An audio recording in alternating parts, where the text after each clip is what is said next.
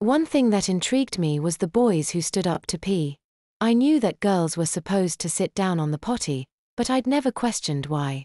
So one day at home, I decided I'd find out why girls weren't supposed to stand. I stood in front of the potty, pulled down my pants and panties to my ankles, and peed, with the expected result. I had to get my mom to help me get some clean clothes, but she seemed very amused when I explained what I was doing, although I did get a nice lecture about why we need to sit when we go potty. Erin smiled in spite of herself. The neighborhood the girls were now walking through was a bit less well kept as Hayley's neighborhood. It wasn't a poor neighborhood by any stretch, but there were no longer sidewalks or curbs, just a ditch on either side of the road that all the driveways had to bridge, and the lots and houses were smaller. A couple young kids were riding plastic tricycles around their driveway. They smiled and waved at the passers-by, and Hayley and Erin waved back. Hayley continued her history. The first actual accident I had was in my backyard. It was a cool fall day of the same year, and I'd been playing outside for a while.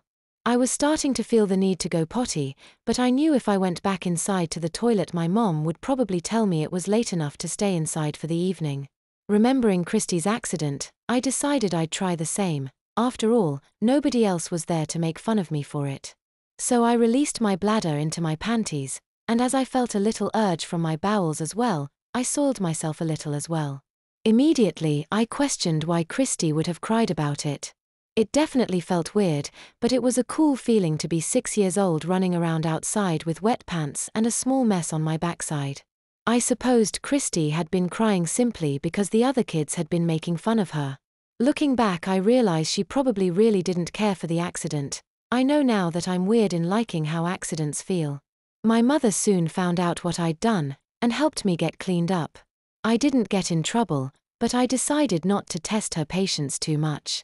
So I didn't deliberately have an accident again, but on a few occasions I decided not to make a lot of effort to get to the toilet on time, especially if I was doing something else fun at the time. So really, I probably had an accident every 2 months or so after that, but by the time I turned 8, I was doing this less and less often, and I'd decided that I was too old to have my parents clean up after my accidents like that.